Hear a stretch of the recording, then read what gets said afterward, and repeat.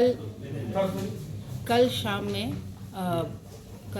में हम लोग को जानकारी मिली कि इस तरह की बात उठ रही है कि बाज़ार समिति तकिया में ईवीएम से भरा हुआ ट्रक घुसने की सूचना हम लोग को प्राप्त हो रही थी।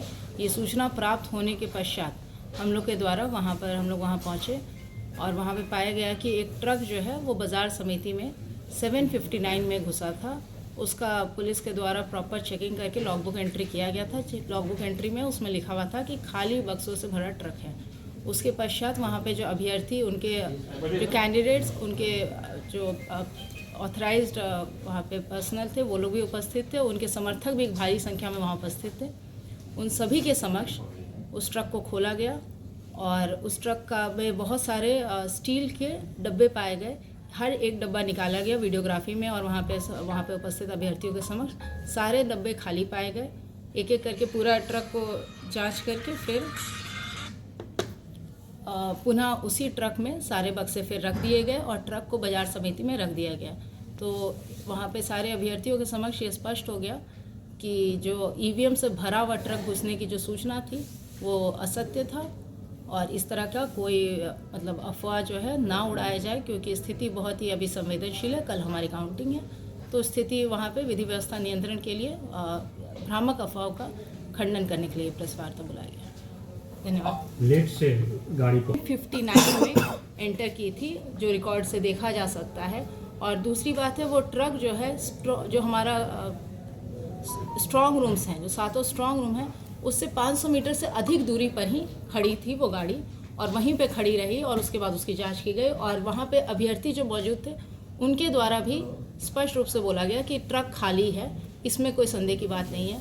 दूसरा एक और एंगल उठाया गया था कि सीसीटीवी काम नहीं कर रहा, ये भी पूर्णतः गलत है। सारे सीसीटीवी काम कर रहे हैं और एक व्यूइंग सेंटर बनाया गया है जिसमें कि अभ्यर्थी या फिर उनके द्वारा जो ऑथराइज्ड एजेंट्स हैं वो जाकर अपना सीसीटीवी फुटेज देख सकते हैं। जो भी जितने भी स्ट्रॉन्ग रूम हैं उनका जो एंट्री एग्जिट गेट है उस पर डेडिकेटेड सीसीटीवीज लगाए गए हैं और परिसर में भी सीसीटीवीज लगाए गए ताकि, और वो जो 7 हमारा स्ट्रॉन्ग रूम है, सारे स्ट्रॉन्ग रूम में सिर्फ एक एंट्री एग्जिट गेट है, सारे स्ट्रॉन्ग रूम, उसके आगे सीसीटीवी लगाया गया है। और जो 3 लेयर सिक्योरिटी फोर्सेस है उसकी जानकारी अभी एसपी साहब द्वारा आप लोग को दी जाएगी। इस मुंबई में एक आरोप लगाए जा रहे हैं। हाँ, ये सब प्राइवेट जो बिल्डिंग है उसके सीसीटीवी से हम लोग का कोई लेना देने नहीं है। ये सब अफवाह क्रिएट करने की कोशिश की जा रही है।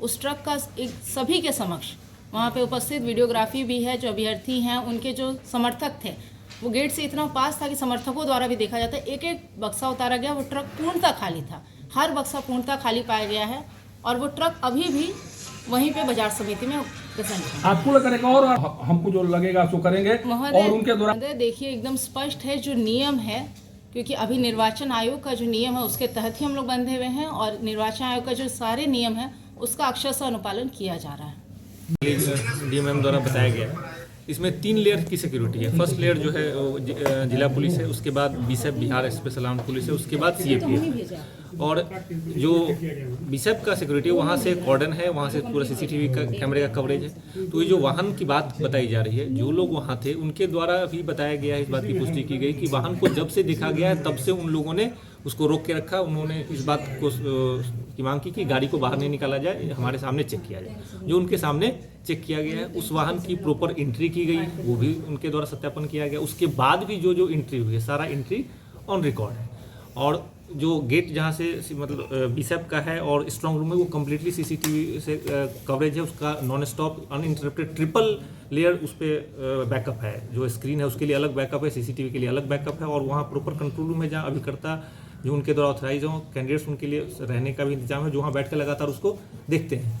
जो वाहन है उसने वो लेयर कभी पार ही नहीं किया है, वो उसने जो सेकेंड थर्ड लेयर है उसको वाहन ने क्रॉस ही नहीं किया है, ये स्पष्ट है। वो सीसीटीवी फुटेज जो कैंडिडेट है वो या उनके ऑथराइज पर्सन जाके कभी भी देख सकते हैं। उसके लिए उनको ऑलरेडी बताया भी गया है जो लोग वहाँ थे कि आप जाकर सीसीटीवी फुटेज देख सकते हैं, उसका टाइमिंग, उसका ड्यूरेशन जो भी आप चाहे चेक कर सकते हैं ऑथराइज तरीके से। सर, सासाराम के राजद विधायक के द्वारा कहा जा रहा है कि उन पर लाठीचार्ज किया, ये पूर्णतः गलत है। आप सब जब वहाँ आप सबको पता है कि वहाँ बहुत सारे लोग थे, सब लोग वीडियो रिकॉर्ड कर रहे थे। तो किसी के ऊपर कोई बल प्रयोग नहीं किया गया, न ऐसा कोई निर्देश था, न ऐसा कुछ था।